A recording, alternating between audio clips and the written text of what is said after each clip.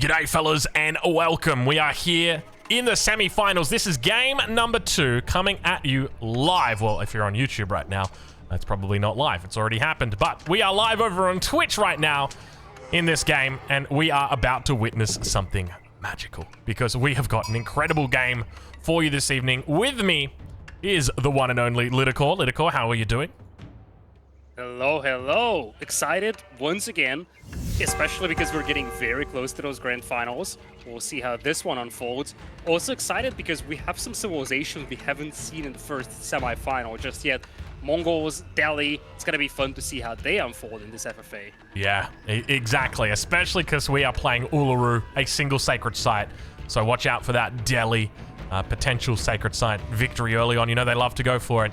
But let's talk about our players. Ladies and gentlemen, in the north of the map, our westmost player who spawns at the 12 o'clock position in the color red, playing as the Abbasid dynasty, it is Striker. To his east, also in the 12 o'clock position, playing as the Delhi Sultanate, it is Urk. To their south, also in the 12 o'clock position, playing in the color pink, as the Ottomans, it is State. 2 Mongol players spawn on the east flank of the map. One in teal, one in blue. The first one, Blade 555555555555555555555. He's back, ladies and gentlemen. Not really, it's Blade 555. And we've also got Matiz. Now, one thing to note, I apologize in advance to our colorblind friends out there. I know you guys are gonna be upset at 2 blue players next to each other. That's how the cookie crumbles. Anyway, further on to the south side in the color yellow, playing as the Holy Roman Empire, it is going to be the one, the only, the Wallalol god himself, Salami. And to their south, playing in the color green and the color purple, all the Holy Roman Empire players spawning in together. We've got Don Artie on the purple and Puppy Paw on the green. Now, Lidicor, this is absolute madness. We are seeing 8 players who have just decided they only need half of the map. They don't need any more than that. And as a result, they've all just spawned over here on the east side. Whoever wins the battle between Puppy and Donardi is going to be in such a great position. Kind of the same applies to the trio on the north. That is Striker, Orc, and of course State. So let's talk a little bit about that northern side because that's the big thing. Striker, he had a rough ride in the previous game, fell out of the top 8. Last time he's going to play in the semi-finals. He needs a great ride here. State made some wonderful things in the previous game, but right now outside of the top 8 himself. And then, of course, who's the last one? Orc, he's in a guaranteed position to make it to the grand finals. One of these, actually 2 of these players will likely be eliminated early on, meaning that we could see 2 potential candidates to make it to the top 8 just get knocked out straight away. Yeah, that's massive. In fact, we haven't taken a look at it yet, so we'll take a look at it now. Ladies and gentlemen, your score update for game number 2. We can see the points that have rolled over from game number 1, so just wondering how to read this. You want to be above that line in the middle. You see this line right here next to my cursor? You want to be above that line. So Salami, Donardi, Wham, Anatand, Beastie, Puppy, Marine Lord, and Urk are all above it. We've done the points for game number 1. You can see them on your screen. Points for game number 2 obviously yet to be allocated because we're in game number 2. So there are some big names here that are playing that are really close on the borderline of qualifying, but not quite there just yet. As an example, we can see Striker on 9 points. You can see that we've got State also on 9 points, and Matiz down on 8 points. Actually, Matiz is in game number 3. No, don't mind me. Recon. Hold on. Never mind. I'm looking at the wrong things. I'm confused. There are so many numbers here. Anyway, there are players that are going to be looking to try and win, so that they can increase their points. That's all you got to know. Yeah, this is the last chance for both State, Salami, and Striker. It is also the last chance for Puppy Paw in the semifinals to increase their points, but Puppy Paw is in a secure spot, unlike Salami, Striker, and State. Yeah, that's exactly it. I mean, we got some people who are guaranteed to make it through. Urk, in particular, will make it through. This guy could fall asleep at the keyboard, and he will still make it through to the grand finals. Because remember, when it comes to the scoring, the way that it works, all of the Swiss stages, I guess you could call them Swiss stages, the group stages, carry over into the semifinals right now. So those points still matter. But Once we get through to the grand finals, which is tomorrow, the points will clear and the top 8 will all start at 0 points again, and we just go back to the beginning and we grind it up. We got 5 games in the grand final. Of course, there's 4 games in the semi-finals.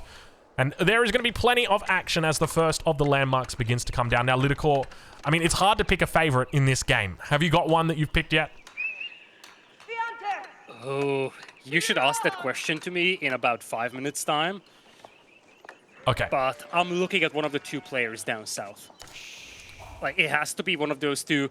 There is going to be probably some prolonged fighting on the north, as the 3 sides will just try to get rid of each other. Far east, same thing. The 2 players will be locked in a scuffle.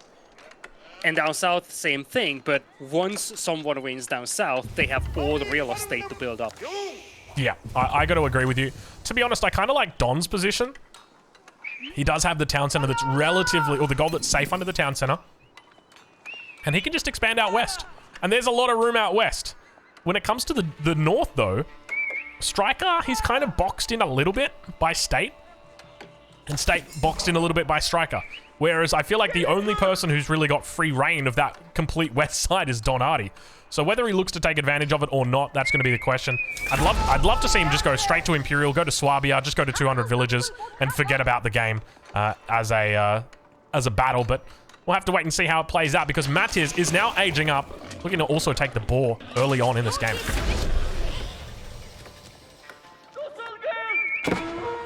Puppy Paw also now up to the feudal age. We begin to see him working his magic over here. King safely inside the town center. Arkan Chapel, beautiful little spot he's got for it as well. Hits the wood, hits the berries, hits the town center, hits the gold. It's a triple, baby. And Urk now aging up as well. Going with the Dome of the Faith. I love this from him. I think this is wonderful. Yeah, good timing for him to start things off. As you mentioned, he's probably the least reliant on the points from all the players, not just in this game specifically, but in general from all the semi-finalists. He's the one who can afford to just lose straight away, but his starting is pretty good. And one of the questions that we can talk about in regards to him at least, is you are right next to Striker, you are right next to State.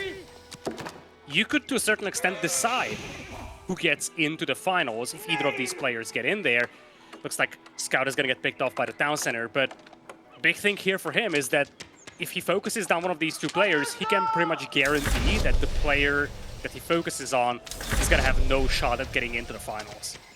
All right, well, speaking of getting focused down right now, we've got a Khan that is going to be going down from Blade 55555. He's trying to hold off the enemy forces as a little bit of a migration is coming through. Now, the problem is Blade really doesn't have anywhere to go. To his immediate south, he's got Salami. So the best... Oh, this is not looking good for Blade. He's going to start losing villages as well. Doesn't have the Khan, so can't pop the movement speed. Villagers are just chasing around this Khan. Poor Blade, he can't even get the town center down. He can't get the town center down. This is terrible right now for Blade. Movement speed comes out. Oh, Blade making an absolute cardinal sin as the Mongols. He's trying to bait away the Khan with the king. This is terrible. He's just losing villager after villager. This might just be good game right here for him. Oh, it's terrible to see. Oh, such a good micro, by the way, by Matt, is just tracking down that town center card, making sure it can never unpack. And you see, at this point, Blade, all he can do is just flee with the king, but he's going to have to sacrifice virtually all his eco at this point. This is terrible right now for Blade. I mean, to me, there was one thing that Blade could have done. Moved all the villagers to the corner, like a corner somewhere else. But the thing is, he doesn't have all the information. He doesn't know. If we take a look at his perspective, I guarantee you, he only knows about his immediate surroundings. So he's got no idea where everybody else is. We've got that vision. But had he just moved away with some villagers, thrown down an outpost, we can see that the town center finally comes down, but Blade's on 3 villagers. Lidicor, this is... He's back to square one. Yeah, he's just... Oh, he's running to the south, by the way. Let's keep an eye out on that King Aussie. Villagers will be picked, that's one thing, but he's running towards the town center of Puppy. Square 0.33. All right, looks like he starts from square 0.33. He's got enough to get back to 0.66. He's got no food nearby. No berries. No boar. No sheep. No nothing. It's a sad time to be a Blade fan. Are you a Blade fan? I'm a Blade fan. it's just so sad for him. Luckily, he's got a second shot in one of the upcoming games, because this one, it's not a good start. And it's gonna get worse only because he's right next to Salami right now, and Salami will soon figure that out. Salami's going Castle Age as well with the Regnitz Cathedral. Great spot. We also see Castle Age coming through from Puppy Paw. Don Artie with a bit of a race on Castle Age. He gets there. 10 minutes and 50 seconds. Prelate's already in position. Looks like Puppy Paw are going to be chasing away a couple of these Prelates with spears. We'll be moving in. Don looking to try and pick up the relics. First one is picked up. Castle Age comes through. Puppy Paw going to be able to force back that Prelate from Salami. There's Salami's Castle Age. Chaos early in this game. Yeah, very chaotic. Looks like Orc is going to get pushed over here by State. He's got a decent amount of Sipahi to work with. Salami will yoink quite a few of the relics from the middle. And what is that landmark right next to Salami's base? Wait a second, something is odd. That's a deer stones, my friend. Do not be alarmed. These deer stones are friendly deer stones from a man who is seeking refuge. And it looks like he's found a food source. It's going to be from a pasture. Slow and steady wins the race. He's up to 4 population. Well, you got to start somewhere, and technically you start at 3. He did go down below that, but you know, we're getting back into it. We're getting back into it. Meanwhile, north side, take a look at this. We've got a compound of the defender that's going to be coming up if the villagers can get in touch with the landmark. State is going to be looking to stall him out right here, so buying himself a bit of time. The problem that you're going to have is if you're not finishing off your enemy, are you really doing much at all? Because it all comes down to that king, and getting that king is going to be the most important thing. But he's taken out a lot of villagers though. Town center doing work. I don't know whether we got +1 range attack that's come through, so he's going to be dishing out a fair amount of damage to these units. Meanwhile, towards the middle, looks like more villagers under attack. Matt is just taking names early on in this game. He's going castle as well. Yeah, Mattis is very aggro over here. He's actually harassing Salami a lot. On the northern side, you could see Orc asking Striker for some help, but Striker is like, well, I won't really bother with that. He's just big chilling back at home. Probably wants to go in for the kill. Yeah, that would make the most sense. Just kind of let everybody else trade it out, and then you just try and pick off the points. Definitely the best way to do it. So Castle Ages have come through for all three of these Holy Roman Empire players. What's the relic count looking like? Don on 2, Salami on 3, Puppy Paw on 1. Awkward time to be a Puppy Paw fan. What is Salami doing with the sacred site? Is that a wall? At least part of a wall that's coming up? It's getting... No, wait a second. Interesting idea. Could he go for a very early cap on the sacred site? Don't forget, at this point, people don't have huge armies. So, who knows? Maybe he's thinking something cheesy, especially knowing that he's kind of surrounded. It could be a way through for him. I mean, you could just turn it into gold. Often we see people take sacred sites early on, and then they just kind of get left until 3 minutes. So it's a nice way to pick up free res. But it's probably just an easy way to store the relics, right? And then he's probably just going to usher them back towards the base.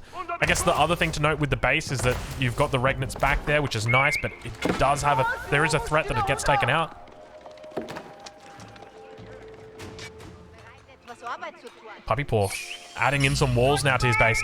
Did manage to find a second relic, so he snagged that one away. We hear more and more relics getting picked up. It's going to be Salami now. He's gone up to 4 relics. Make that 5 relics. He's having himself a bit of a nice game.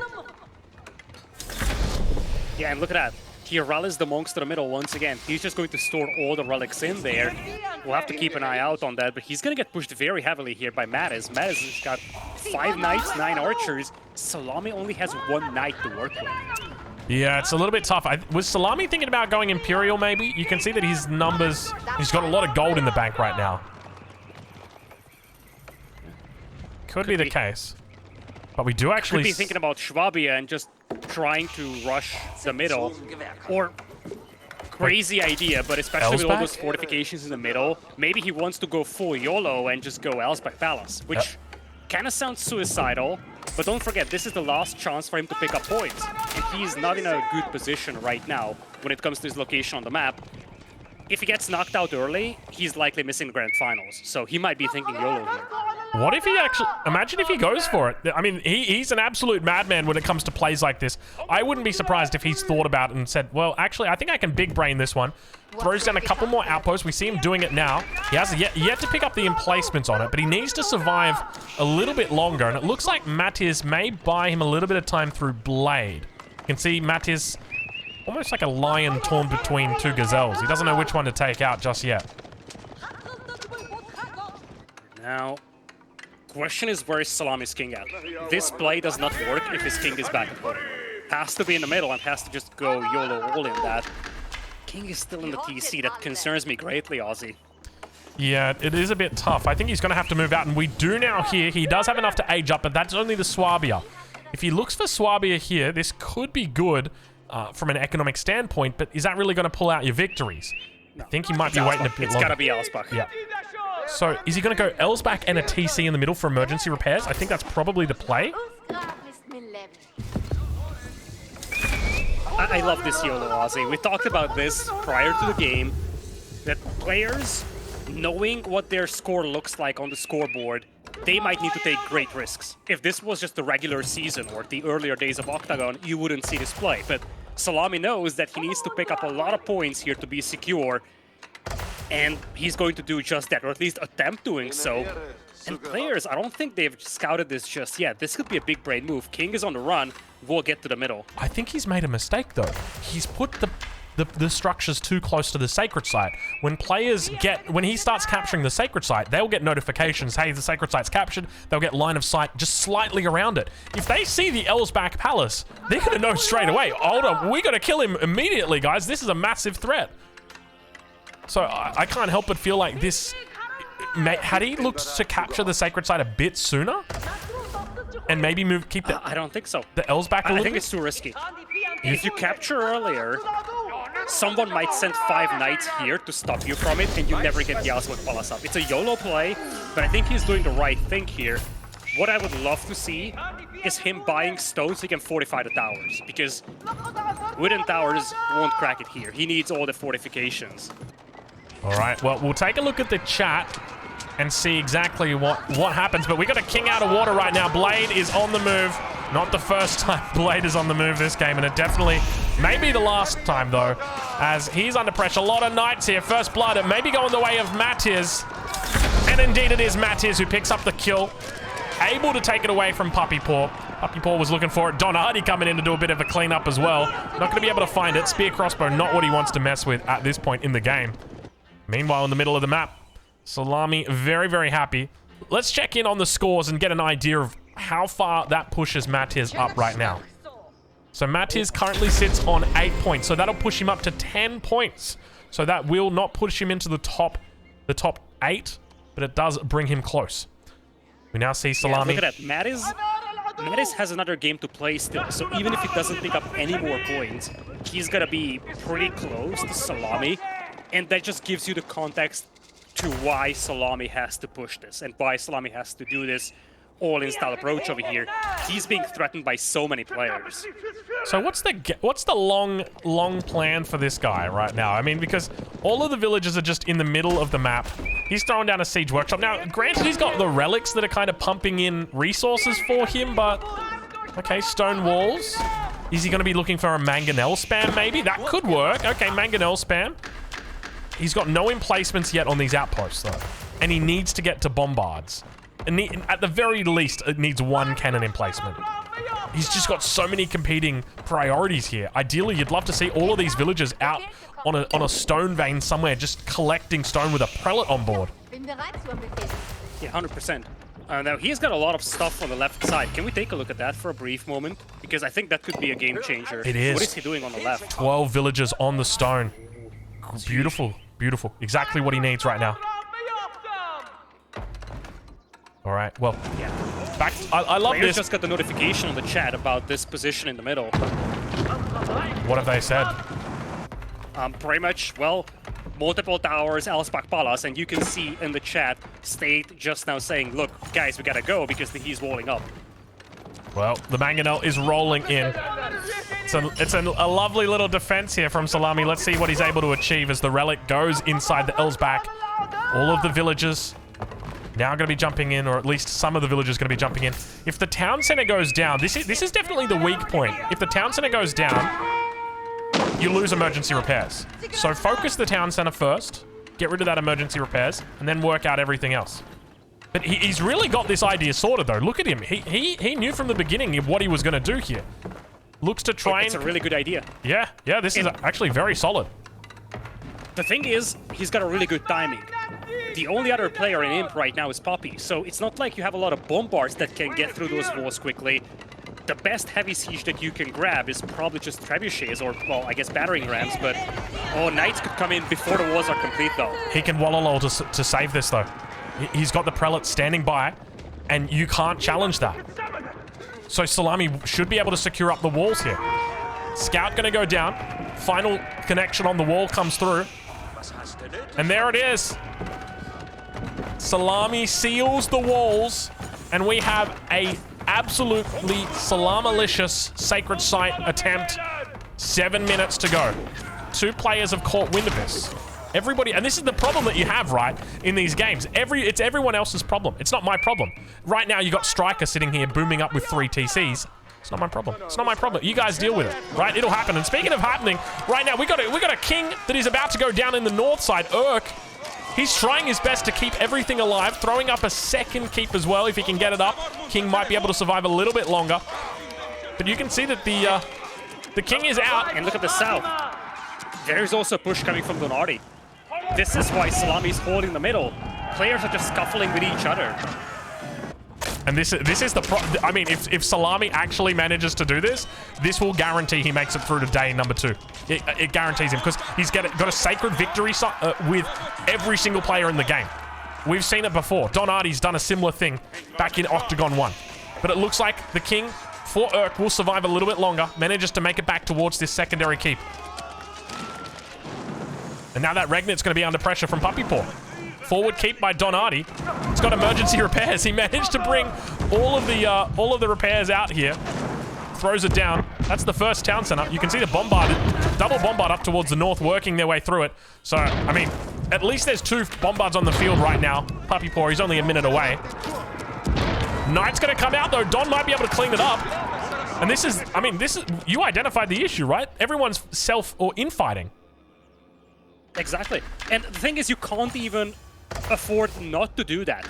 Because let's say you are Puppy Paw. You go to the middle to help out the others. You get steamrolled by Donardi. They have to fight to protect their own king.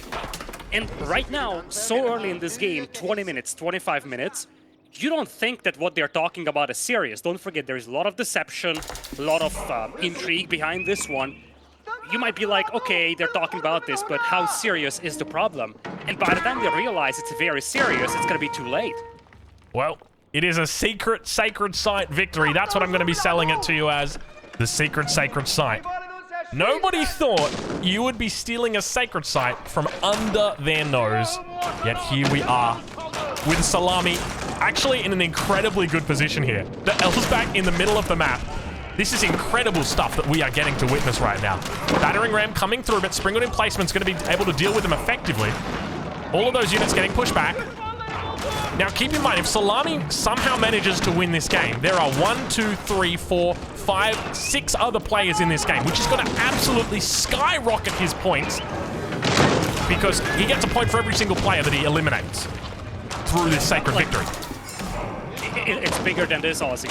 Like, if he misses out on this, he won't have a chance at the grand finals. This is all or nothing for Salami. He wins this, he holds out for 4 more minutes, he's in the grand finals. Misses out on this position, he's out of the tournament. Brings the relic back from the outpost when it dies, because he can use it to wall low instead of leaving it on the ground. So he's got the option to turn the tides here. Salami attempting right now an amazing victory. Meanwhile, towards the south, look at this. Puppy Paw, with the ability to completely stop this, says, I'm not interested. Battering ram numbers starting to build. State with the only one with a real interest in this. Of course, there's Matiz as well, but we're 3 minutes away from sacred victory here. There is a huge potential. And this, look at the south, Aussie. Donardi decided to help, and Puppy is just going to backstab him. This is why they had to fight inside their base. Donardi moves to help, and he's going to have to call back his knights because Puppy's about to kill him. manages to come through. It looks like he might be able to hit one of the bombards down here.